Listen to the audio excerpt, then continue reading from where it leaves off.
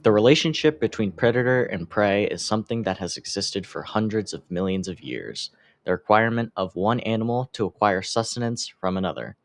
On the outside, this relationship seems like an eternal fight for survival between species, when in actuality, the conflict controls every species who participates in it to create a balanced and sustainable ecosystem. This idea is most noticeable during the most important period for almost every organism, mating season, and is the time in which we will look at for today's study.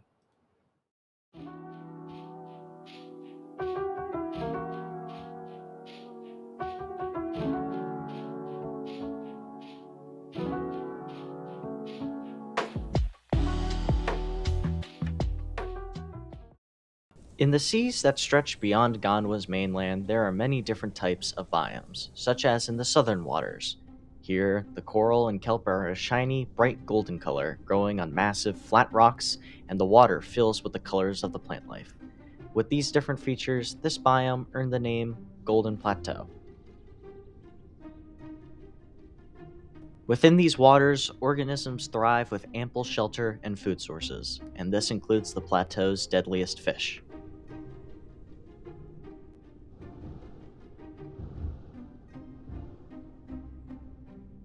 Xiphactinus, meaning sword ray for its long body and sharp teeth. This particular Xiphactinus is a female and can be distinguished by its dull colored scales. Dashing through the waters at great speeds, the Xiphactinus is warming itself up for the struggle of breeding season. Her species breed in brackish pools near the open ocean, away from most aquatic threats. But to get to it, the adults must leap over 30 feet into the air. This bright morning is the perfect time for this female to get some practice in.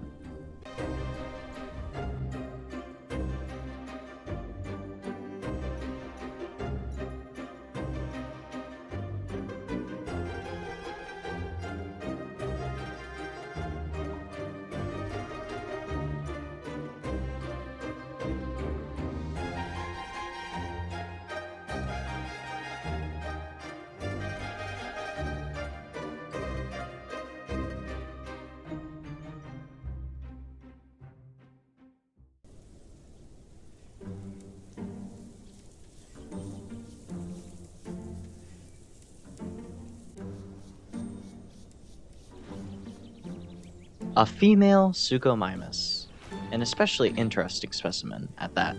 This aged female possesses nearly pitch black scales from an excess in melanin, though the hide is covered in battle wounds and scars, a testament to her strength and endurance. Having spent much of her life around this particular area, she knows that this time is incredibly important for one of her favorite meals, one that only shows once a year.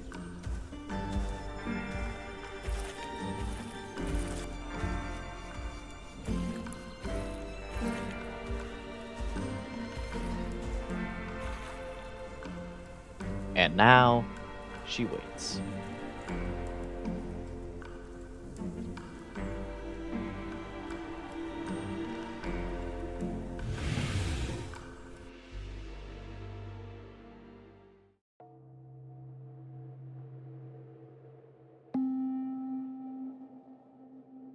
The female Xiphactinus has arrived at the breeding waters, though this is not her first time being here. To be as safe as she possibly can, she takes precautionary jumps to look around the entrance.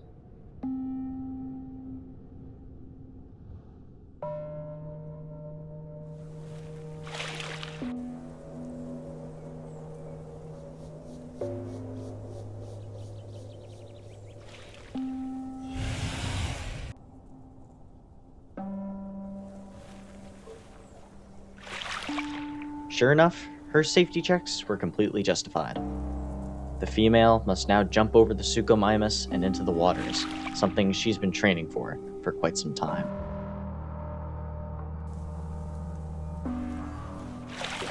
A success, but the Suchomimus is not giving up so easily.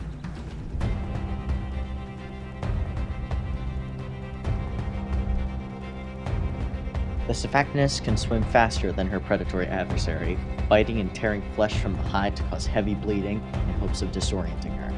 The Suchomimus simply cannot land a good blow.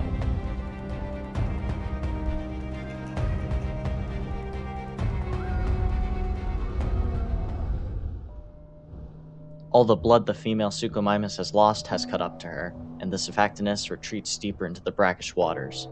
However, there are many opportunities for her to catch another one. As for our female Xiphactinus, she can rest and await more of her species to arrive at the breeding waters. Fortunately, the Suchomimus does not have to wait long for her next opportunity, as the female Xiphactinus wasn't the only one who would attempt the leap today.